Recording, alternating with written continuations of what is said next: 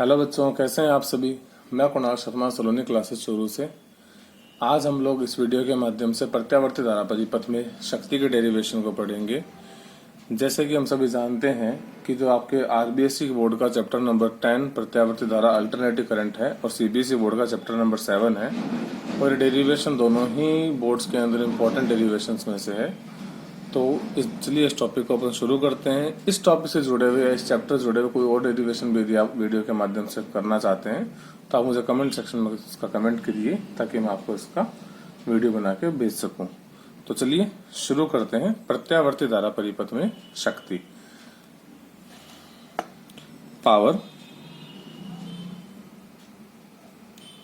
जो पावर है, ये प्रत्यावर्ती धारा परिपथ में जो अपने शक्ति की बात करते हैं, ये शक्ति होती है किसी भी परिपथ में आरोपित वोल्टता और प्रवाहित धारा का गुणनफल। The product of applied voltage and the current flowing the circuit is known as the power, जिसको हम P से लिखते हैं, that is P is equals to E into I. ये अपने पास टर्म बन जाती है। इसके अंदर अपने कहते हैं कि किसी भी अल्टरनेटिव सर्किट के लिए जो E है वो होता है E not sine omega T, and जो I है वो होता है I not sine omega T minus 5 by equation 1। ये आपके पास वैल्यू आएगी E not sine omega T into I not sine omega T minus 5, equation number 2। इस इक्वेशन को 2 से गुणा और 2 से भाग करा देते हैं। Divide and multiply by 2। 2 से गुणा व भाग कराने पर आपका इक्वेशन आएगा P is equals to E not I not बट्टा 2 into twice of sine omega T into sine omega T minus 5। Okay, अब यहाँ पर देखिए एक फॉर्मूला हम अप्लाई कर सकते हैं। इक्वेशन नंबर 3 मान लेते हैं इसको अपने। हम कहते हैं hence twice sine C sine D is equals to cos C minus D minus cos C plus D. ये अपने पास में एक टर्म आती है। ठीक है, इसको अपन इक्वेशन 3 में अप्लाई कर देते हैं। देखिए बाय इक्वेशन 3 ये P इज इक्वल्स टू, इसको ऐसे लिख सकते हैं अपने E नॉट बट्टा √2 गुणा I नॉट बट्टा √2। 2 को √2 इंटू √2 लिख सकते हैं। और अपने पास टर्म जो थी वो थी cos omega T minus omega T plus 5। ये C था, ये वाला वेरिएबल D था, तो C माइनस D कर दिया, minus cos omega T plus omega T minus 5। ये हम वेरिएबल इस तरह से बना सकते हैं। ओमेगा टी से ओमेगा टी कैंसिल आउट हो जाएगा, ये वाला ओमेगा टी से ओमेगा टी कैंसिल आउट हो जाएगा। और हम लोग एक चीज जानते हैं कि जो E नॉट बट्टा √2 है, ये बराबर होता है E RMS के वोल्टता का वर्ग माध्य मूल मान root mean square value of voltage, and I not बट्टा √2 है, ये बराबर होता है I RMS के root mean square value of current प्रत्यावर्ती धारा का वर्ग माध्य मूल मान। इन वैल्यूज को ऊपर इक्वेशन में पुट करें तो आपकी वैल्यू आती है P is equals to E RMS I RMS cos 5 minus cos 2 omega T minus 5। इसको और सॉल्व कर लेते हैं अपने, तो power P is equal to E RMS I RMS cos 5 minus E RMS I RMS cos 2 omega T minus 5। ये आपके पास में एक डेरिवेशन का पद बन जाएगा। ये प्रत्यावर्ती धारा परिपथ में इंस्टेंटेनियस पावर का फॉर्मूला है, तात्क्षणिक शक्ति का सूत्र है। ओके स्टूडेंट्स, आप इस वीडियो को पॉज करके इसको लिख लीजिए, फिर अपन नेक्स्ट टॉपिक करते हैं। अपना नेक्स्ट टॉपिक है बेटा औसत शक्ति, average power in alternative circuits. जो औसत शक्ति का सूत्र होता है उसे हम इस तरह से लिख सकते हैं, P average is equal to integration from 0 to T P D T over total time T. इस फॉर्मूले को अपन कुछ इस तरह से भी लिख सकते हैं, imply that P average is equal to 1 upon T integration from 0 to T P D T. This is equation number 1। अब जो पावर का अपने पास टाइम डिपेंडेंट वेरिएबल है उसको लिखें तो हम जानते हैं पावर का भी प्रूफ किया अपन ने, E R M S cos phi minus E R M S cos 2 omega T minus phi. ये अपने पास में इसका वेरिएबल बन जाएगा जो हमने फाइंड आउट किया था पिछले डेरिवेशन में। इस वैल्यू को इक्वेशन 1 में पुट कर देते हैं बाय इक्वेशन 1, तो आपके टर्म बनेगी P average 1 upon time. Now the integration from 0 to total time t and पूरी वैल्यू रख देते हैं E R M S cos phi minus E R M S cos 2 omega T minus phi. ये total power की value है, into यहाँ पे हम लिख देंगे dt। अब देखिए इस डेरिवेशन को करते समय अपन थोड़ा सा इस तरह से कर सकते हैं यहाँ पर कि ई आर एम एस दोनों में कॉमन आ रहा है तो उसको अपन बाहर ही लिख लेते हैं इंटीग्रेशन से, क्योंकि ये दोनों कांस्टेंट वैल्यूज थी। तो average power is equal to E R M S बटा टाइम अपने पास बाहर पड़ा ही है। नाउ इंटीग्रेट करते हैं इक्वेशन को 0 से टोटल टाइम के लिए, cos phi dt minus integration 0 से total time t cos 2 omega T minus phi, और ये फिर से dt। इसको इस तरह लगा सकते हैं अपने।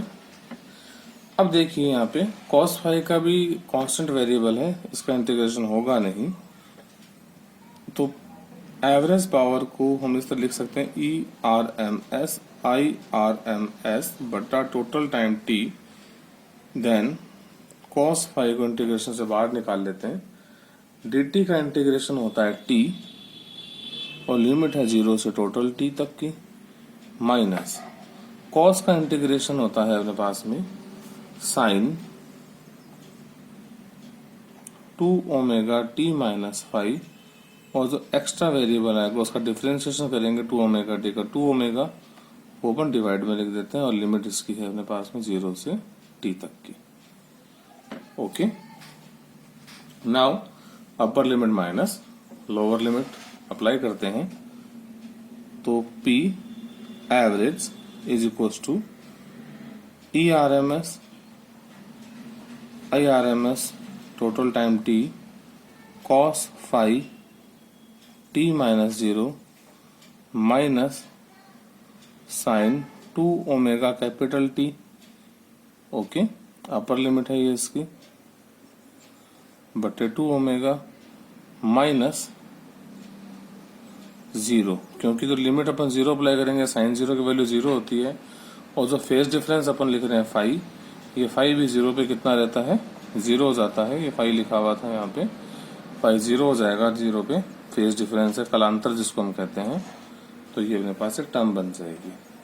अब देखिए हम जानते हैं कि जो ओमेगा टी है, ओके, ये इज इक्वल टू होता है 2 पाई के एंड साइन 2 पाई हो चाहे साइन 4 पाई हो, इसकी वैल्यू कितनी होती है 0। यहाँ पे ओमेगा टी 2 पाई रखेंगे, 2 इंटू 2 पाई 4 पाई हो जाएगा और साइन 4 पाई कितना होता है 0 हो जाता है। ओके स्टूडेंट्स, तो अब अपन इस लिमिट को उसमें अप्लाई कर देते हैं।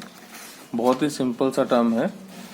जैसे अपन इसमें आप लिमिट अप्लाई करेंगे ऊपर वाले फॉर्मूले में, तो अपना फाइनल आंसर देखिए क्या आता है। एवरेज पावर का average power is equal to E R M S value I R M S value upon T into cos five into T. T से टी कैंसिल और टी पूरी टर्म ही 0 हो जाएगी साइन वाली।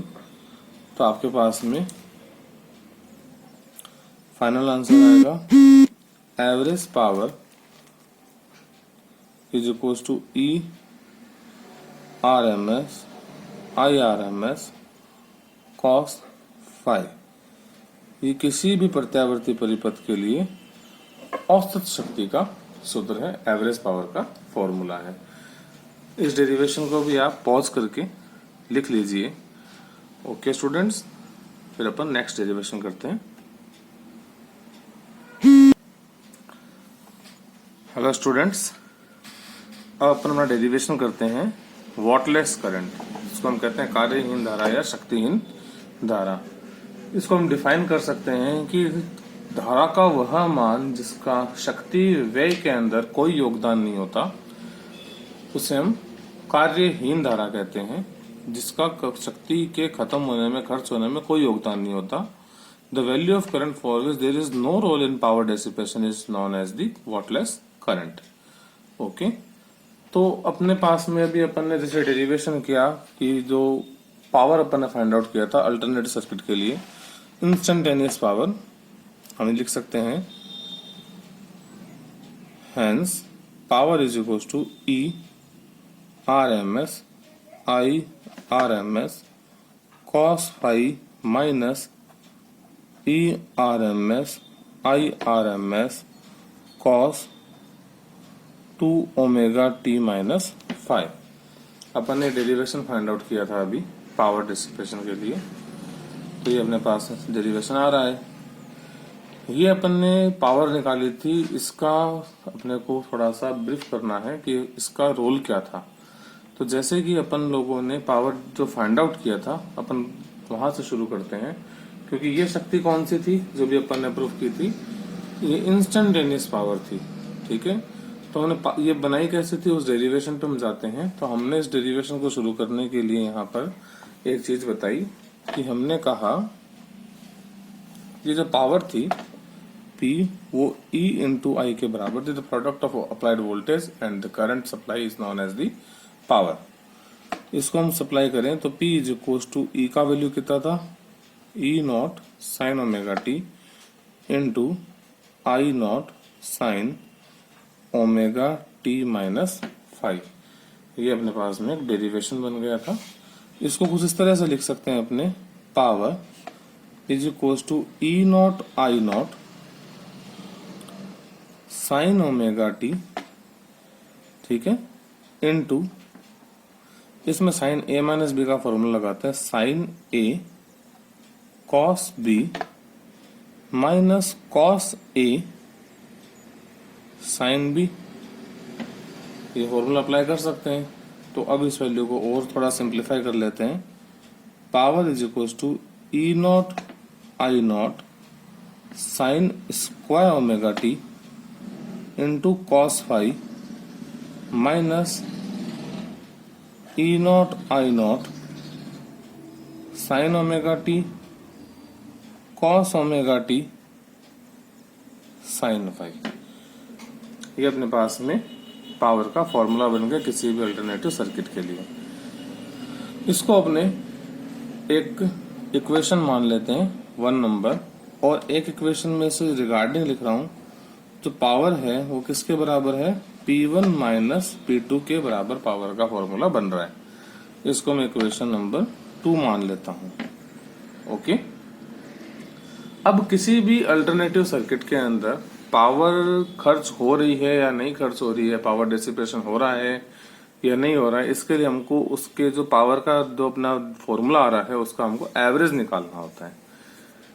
यदि average value nearly average value की निकालने वो जीरो आ जाती है, average value is equal to zero, then there is no power loss in that circuit, कोई तरह का पावर लॉस नहीं होगा। बट यदि एवरेज वैल्यू जीरो नहीं आ रही है, इसका मतलब उस सर्किट में वहां पर पावर लॉस हो रहा है। तो हम इक्वेशन 1 और 2 का कंपेयर करा के देखते हैं कि अपने पास दो पद आ रहे हैं, एक ये वाला पूरा। इनमें से कौन सा पद है जिसके अंदर पावर को लॉस करने का उत्तरदायी है या पावर लॉस करने के लिए जिम्मेदार है? तो हम इसमें इस तरह लिख लेते हैं, बाय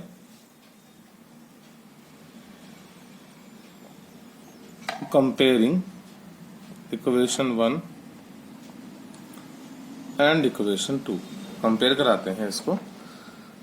कंपेयर कराने पे अपने पास में पहला वाला आता है P1, इसको हम इसका एवरेज निकालते हैं, सिंबल एवरेज का है, तो ये बनेगा E not I not average of sine square omega T into cos phi. Okay, और हम जानते हैं कि जो average of sine square omega T है ये हमेशा हाफ होता है, 1/2 होता है। तो इस चीज को हम प्रूफ करें तो अपने P1 जो है वो आएगा half into E not I not cos five, ये अपने पास में टर्म बन जाएगी। ओके, तो इसका मतलब यहाँ पे जो अपने पास करंट का फैक्टर है that is called I not cos five. हम लिख देते हैं here I not cos five जो है ये कार्यकारी धारा है, ताकि कार्यहीन। कार्यकारी धारा का मतलब it is the required current for power loss. Power loss कराने के लिए, पावर डेसिपेशन कराने के लिए ये धारा होती है, ये जिम्मेदार है इसके लिए। अब हम दूसरा फैक्टर चेक करते हैं। हम लिखते हैं P2 that is average of P2, ये होगा E not I not sine omega T का average into cos omega T का एवरेज इंटू साइन फाइव। और हम जानते हैं कि जो average of sine omega T बराबर होता है average of cos omega T, और ये बराबर किसके होता है? 0 के। तो ऐसा करने से पावर पद भी कितना हो गया? ये वाला 0। तो हम यहाँ पे क्या कह सकते हैं कि हियर जो आई नॉट साइन फाइव है ये अपने पास में वॉटलेस करंट है, कार्यहीन धारा है। ओके, तो इसका मतलब हमने क्या समझा यहाँ पे कि वो करंट जिसका पावर लॉस के अंदर, पावर डेसिपेशन में रोल होता है, यानी जिसके कारण पावर कभी भी इक्वल टू 0 नहीं हो रही है, उस करंट को हम कहते हैं कार्यकारी धारा या फिर useful current for power loss. और जिसके कारण पावर लॉस होता है यानी अपना पावर 0 हो जाती है, उसे हम कार्यहीन या वॉटलेस करंट कहते हैं। Okay students, thank you.